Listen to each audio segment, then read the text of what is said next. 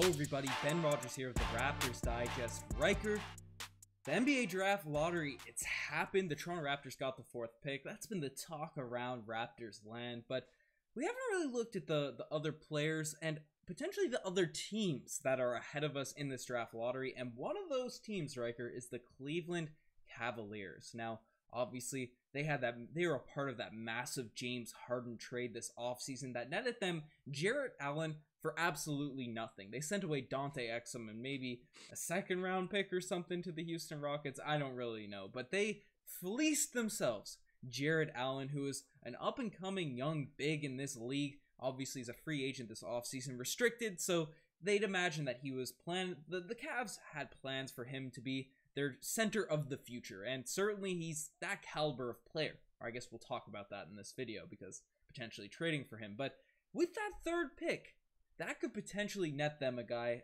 of the name of Evan Mobley, who we've been fans of over the course of this year as we rode the tank into the sunset. Riker played the kazoos and everything over the course of this year. But if the Cleveland Cavaliers get Evan Mobley, reports are saying they could look to sign and trade Jarrett Allen to a different team. Get him out of there, let Evan Mobley play that starting center. Riker, would you be interested in targeting Jarrett Allen if Mobley does land with the Cleveland Cavaliers? I have a bunch of issues with Jarrett Allen. A bunch of issues. One, that he wanted a max contract. And you might say, well, I don't know what you might say, but he averaged this most recent season 12 and 10.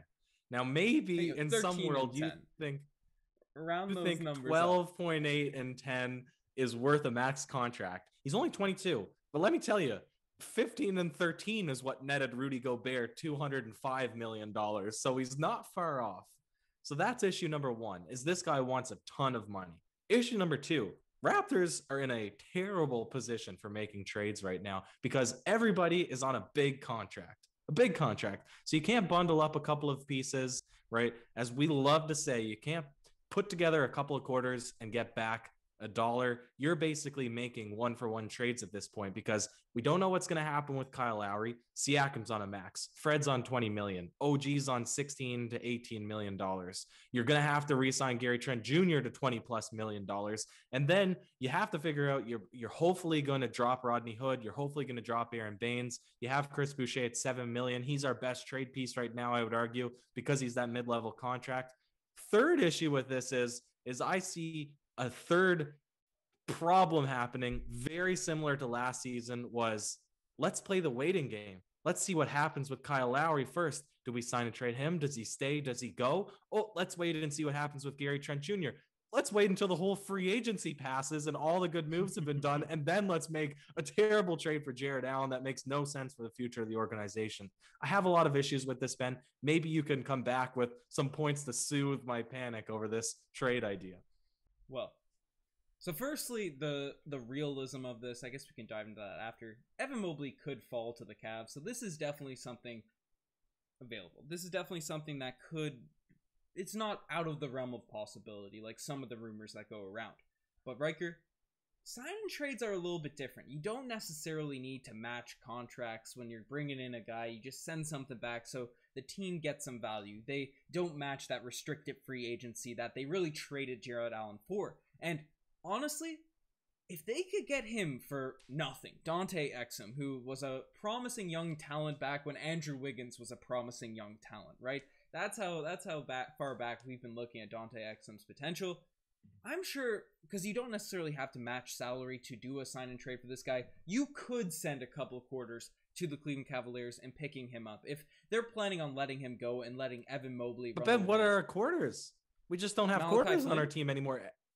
Yeah, you would trade Malachi Flynn for sure. Would you? Because those are the pieces you can maybe look at and sending to the Cleveland Cavaliers, because he's a nice young piece, and that's been a big question mark with the Toronto Raptors franchise. Is we're getting Suggs in here. Fred VanVleet's already available, or already our starting point guard. We gave him that big contract. He's our leader. He's the guy that represented us at the draft lottery, and everyone wants to keep him except for you and us unless we get Ben Simmons, but we've been flamed for that take, so we'll see if that actually happens. But if the Toronto Raptors, right, if they come in here and they have an abundance of point guards with Jalen Suggs, and Fred VanVleet, and maybe they even keep Kyle Lowry. Who knows what will happen, or if they sign and trade him to, hey, don't be hating on keeping the Raptors, Garot, but maybe they sign and trade him to the Sixers and bring back a Maxey, or bring back a Tyler Hero, who's another guy at the guard position. There's expendability in that area, so a young talent like Malachi Flynn, who both you and I are high on, that could really net you a decent return, and I think the Cleveland Cavaliers would be attracted by that because they're still getting back a young asset in return for Jarrett Allen, because you don't necessarily need to match salary expectations. And Riker, the summer of 2021, this was the season we were saving all our money for a guy that broke our hearts, a guy we wanted to play center in Giannis Antetokounmpo.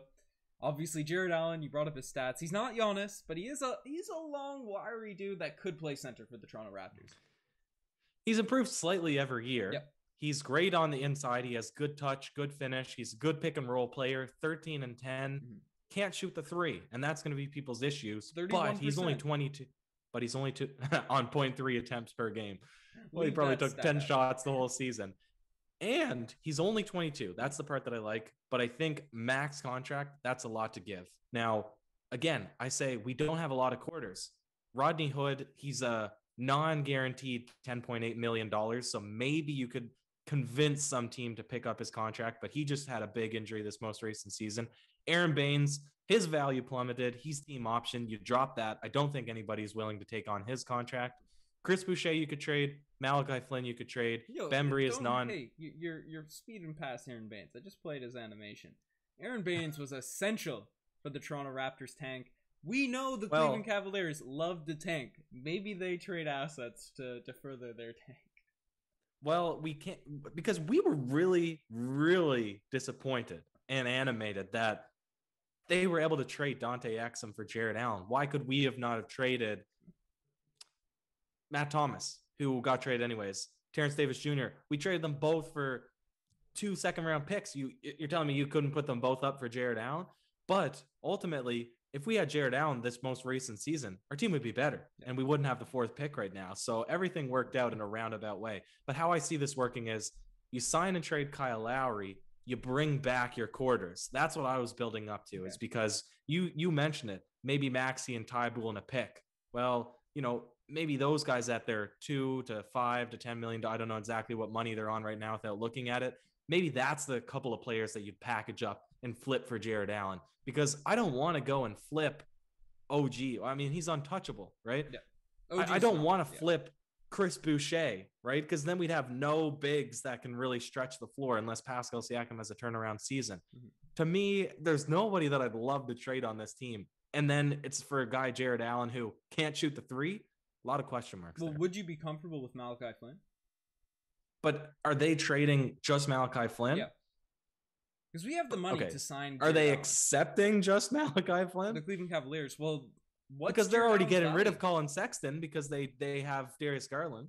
Yeah, but Malachi Flynn is the true backup. They can't really bring right now. In the league, Malachi would be willing to play that backup point guard role. Colin Sexton's not going to be able to play that role if they started Garland and Okoro, which I believe is their plan. I think it's tough that you say you're bringing in Jarrett Allen. He might be the center of your future. You're potentially willing to pay him $20 million a year. And then you turn around just on the promise of maybe landing Evan Mobley, that you're going to trade this guy for the Raptors Evan backup. Mobley first. They get Evan Mobley first and then trade Jarrett Allen. That would be the idea. Yeah. I don't think they trade him without no assurance they're getting a but point said, you're thinking about it. You're thinking about it already. Yep. If you're Cleveland. And how does it go from you're willing to pay this guy $20 million a year to be your center of the future? Now you're going to trade him for the Toronto Raptors backup point guard that had a couple of good games and they finished 12th. Like it's a big jump.